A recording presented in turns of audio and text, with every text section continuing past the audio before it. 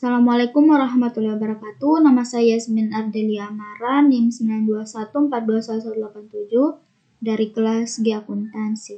Jadi di video kali ini saya akan menjelaskan mengenai siklus akuntansi perusahaan dagang, jurnal khususnya. Yang pertama, pengertian jurnal khusus. Jurnal khusus adalah jurnal yang digunakan untuk mencatat transaksi keuangan yang sering terjadi sesuai dengan jenis transaksinya. Penggunaan jurnal khusus akan lebih menghemat waktu, tenaga, dan biaya. Selain itu, memungkinkan adanya pembagian tugas atau pekerjaan dalam pencatatan yang dilakukan oleh beberapa orang sehingga proses pencatatan lebih efektif dan efisien. Perbedaan jurnal umum dan jurnal khusus sebagai berikut. Jurnal khusus terbagi dari 5 kolom. Berikut pencatatan transaksinya dilakukan secara kronologis. Posting dilakukan setiap kali terjadi transaksi dan digunakan untuk perusahaan yang jumlah transaksinya masih sedikit.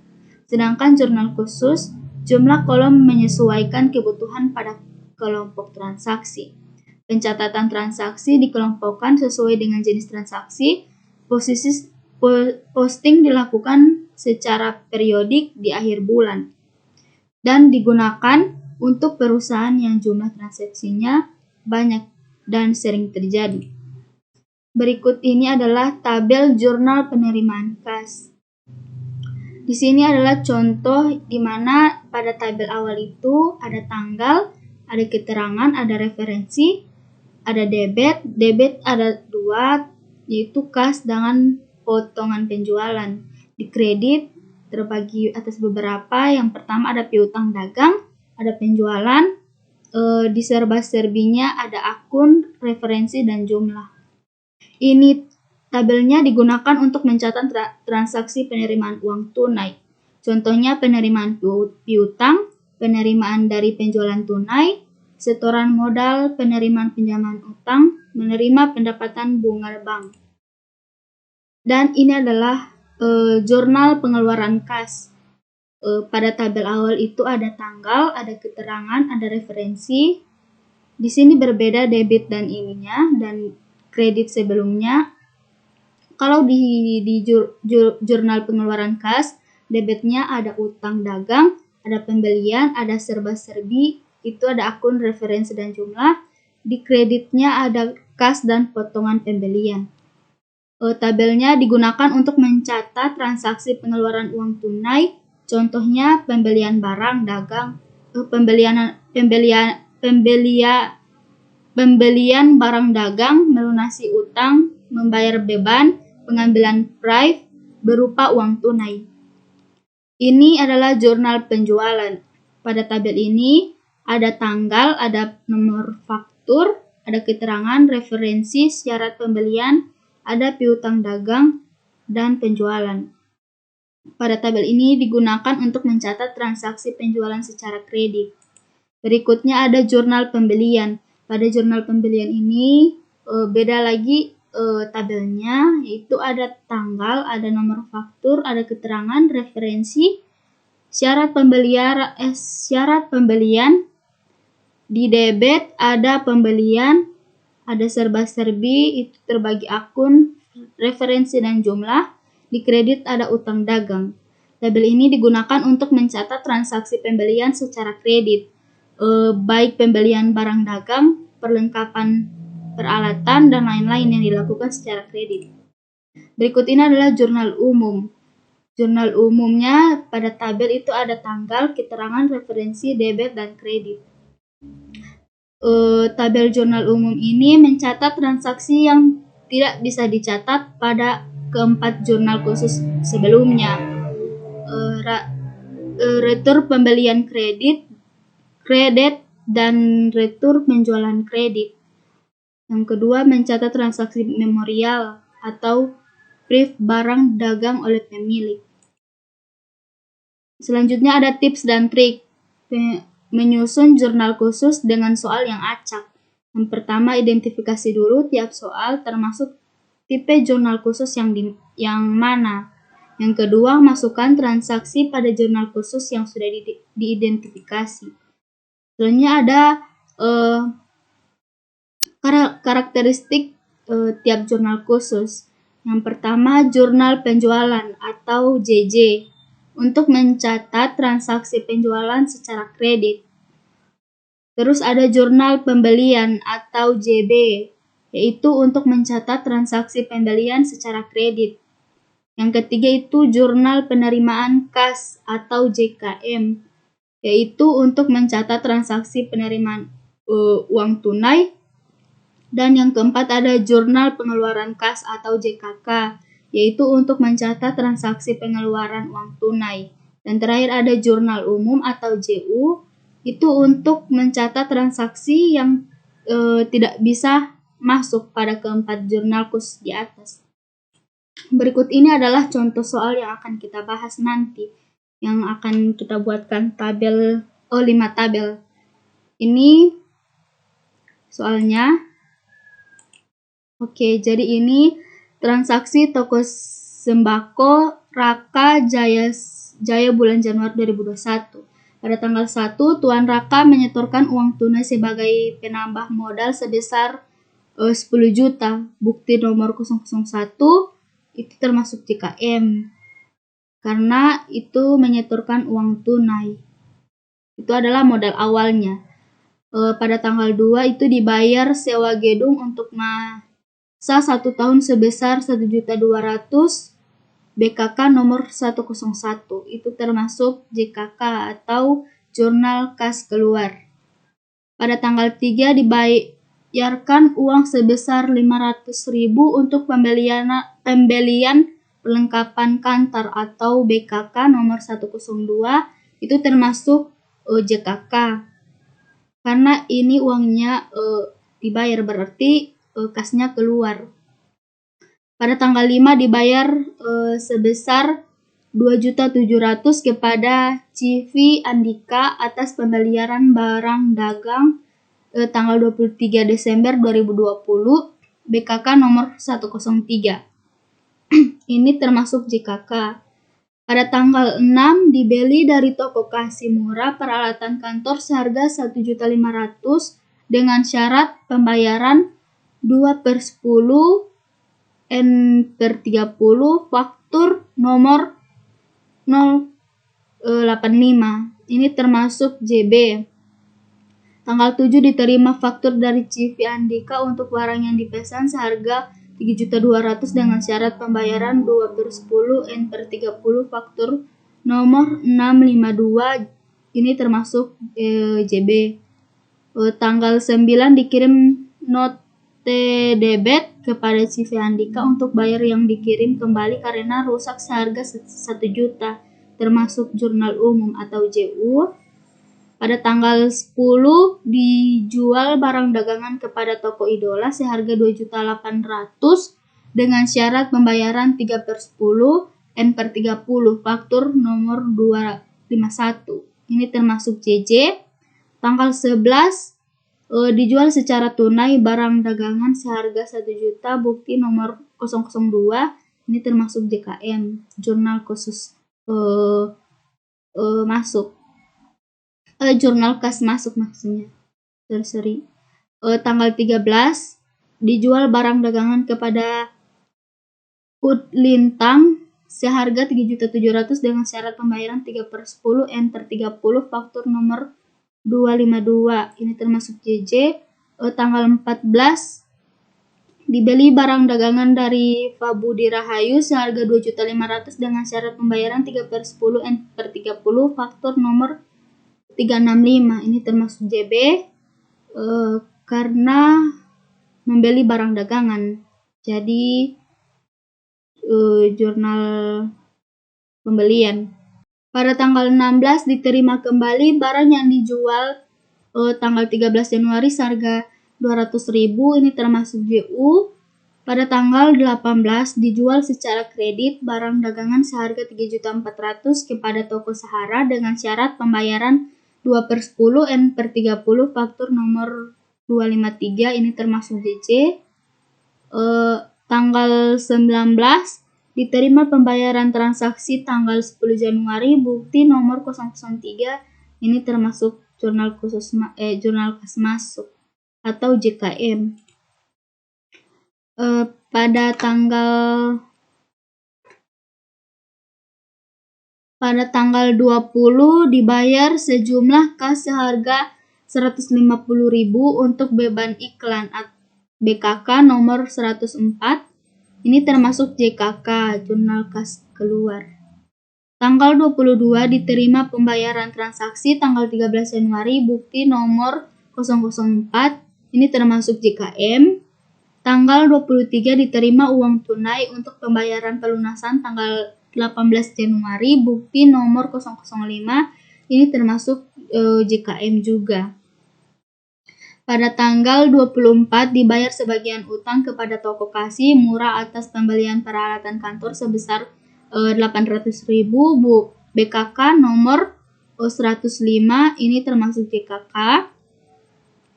Tanggal 25 dijual barang dagangan kepada toko Idola seharga 2.700.000 dengan syarat pembayaran 3/10 N/30 faktur nomor 254.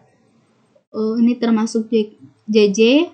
Tanggal 26 dibayar utang sehubungan dengan transaksi tanggal 7 Januari BKK nomor 106. Ini termasuk JKK. Tanggal 28 dibeli barang dagangan dari Fabudi Rahayu seharga 2.200.000 dengan syarat pembayaran 2/10 N/30 faktur nomor 369. Ini termasuk JB. Tanggal 29 dijual barang dagangan secara tunai kepada toko Sahara seharga 1.700.000 bukti nomor 006 JKM. Tanggal 30 dibayar sebesar 1.200.000 untuk gaji karyawan BKK nomor 107. Ini termasuk JKK, jurnal kas keluar. Pada tanggal 31 dibayar tunai untuk macam-macam beban sebesar 150.000 BKK nomor 108. Ini termasuk JKK. Oke, yang pertama pada jurnal penjualan pada tanggal 10 nomor faktur 251 itu toko Idola. Toko Idola syarat 3/10 N/30.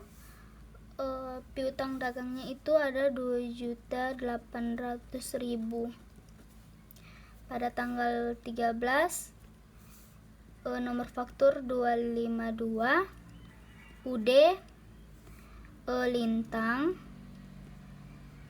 Lintang syarat 3/10 N/30.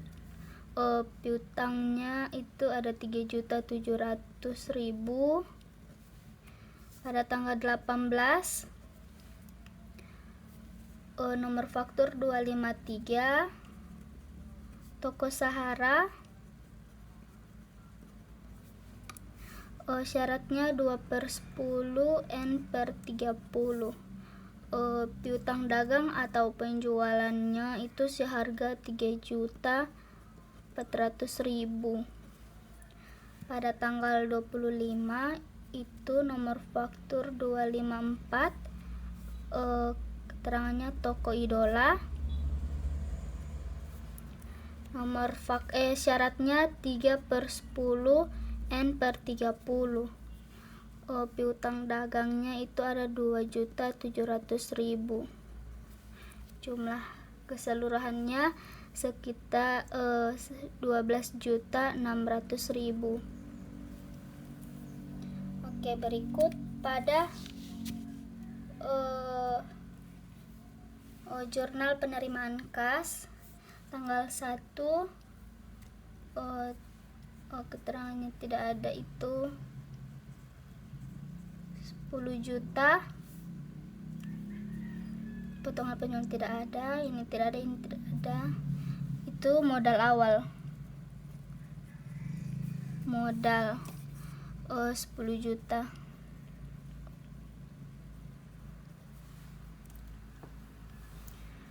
Tanggal 11 itu kasnya 1 juta.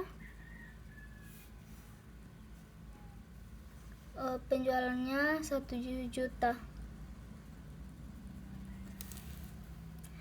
Pada tanggal 19, toko Idola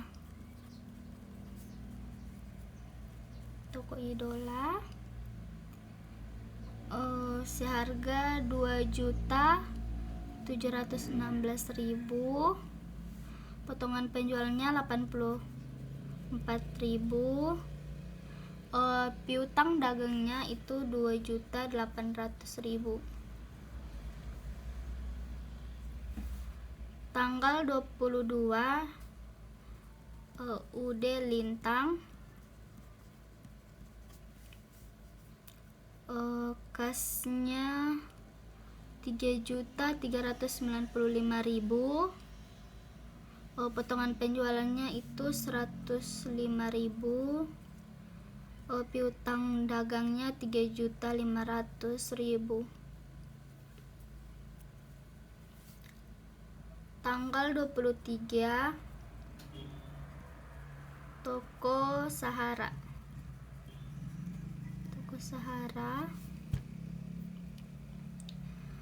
kasnya 3.332.000, potongan penjualannya 68.000,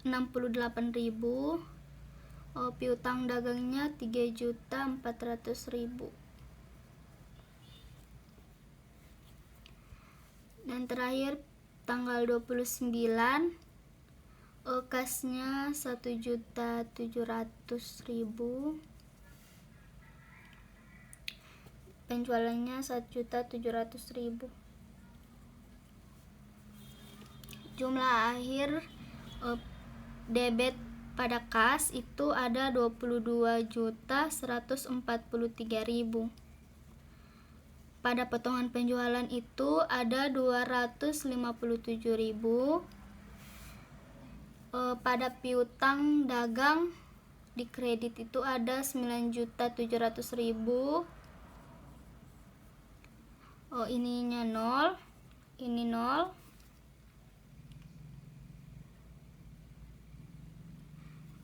Ini 10 juta. 10 juta. Ya, begitulah. Terus pada jurnal pembelian tanggal 6, nomor faktur 085, dari toko Kasih Murah. Syarat pembeliannya itu 2/10, N/30. Debit diserba-serbi, akunnya itu peralatan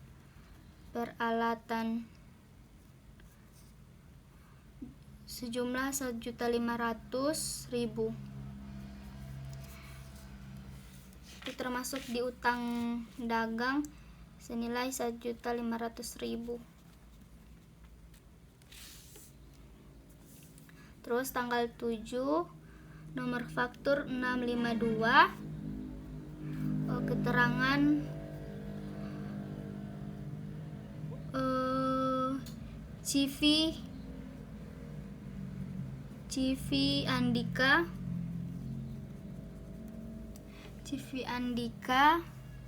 syarat pembeliannya 2/10, N/30. Pembeliannya itu 3.200.000, itu termasuk di kredit. Terus utang dagang kreditnya itu ada 3.200.000. Tanggal 14, nomor faktur 365, FA Budi Rahayu, syarat pembelian itu 3/10, N/30. Debit pembeliannya itu ada 2.600.000. Kreditnya itu sama 2.600.000. Terakhir tanggal 28, nomor faktur 369, FA Budi Rahayu. Syarat pembelian 2/10 N/30. Pembelian itu di debit ada 2.200.000 dan kreditnya 2.200.000. Jumlah akhirnya pada debit serba-serbi jumlahnya 1.500.000. Pada pembeliannya itu totalnya ada 8 juta dan kreditnya itu 9.500.000. Jadi ini sama, ini jadi 9.500.000.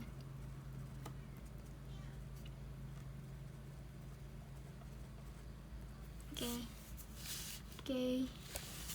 Terus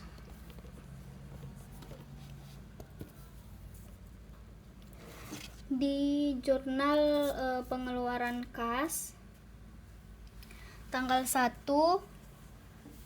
itu tanggal 2 beban sewa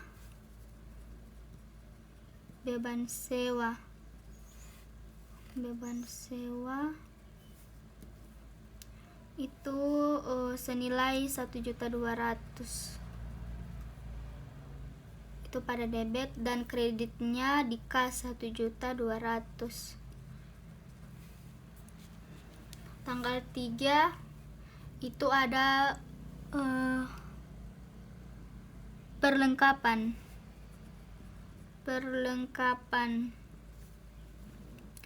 senilai 500.000 ditaruh di debit pada serba-serbi dan kreditnya pada kas itu 500.000.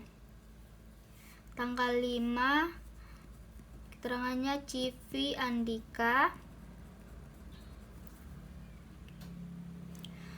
utang dagang dia mengutang senilai 2.700.000.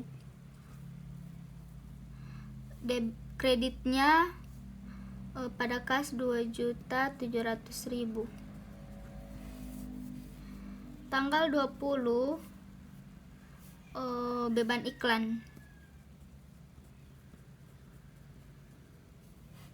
iklan senilai 150.000. Kreditnya pada kas 150.000. Pada tanggal 24 itu TK Kasih Murah.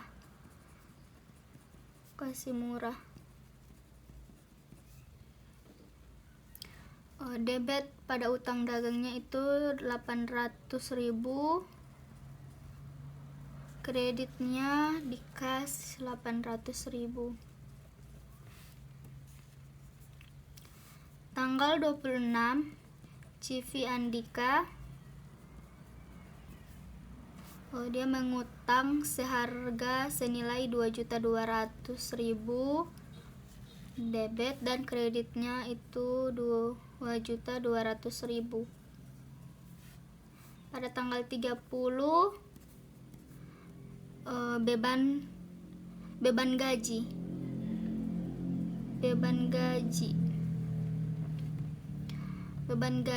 senilai 1.200.000 pada kredit 1.200.000. Tanggal 31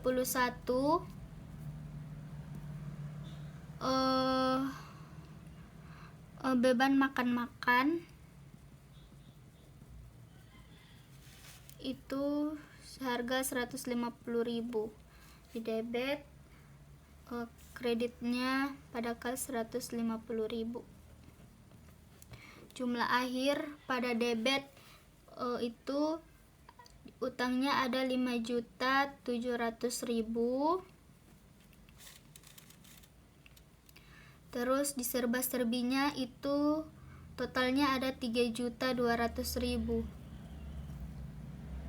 Pada kredit kasnya sejumlah 8.900.000. Jadi ini sama 8.900.000. Oke. Terakhir jurnal umum tanggal 3 itu utang dagang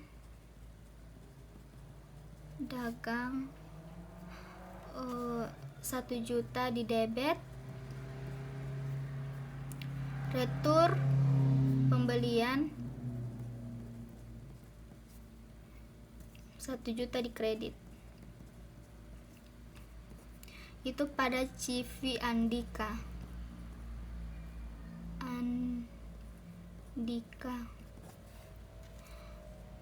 Pada tanggal 16 retur penjualan, debitnya 2.200.000 dan piutang dagang 200.000 di kredit. Ini pada UD Lintang. Jadi jumlah akhirnya di debit itu ada 1.200.000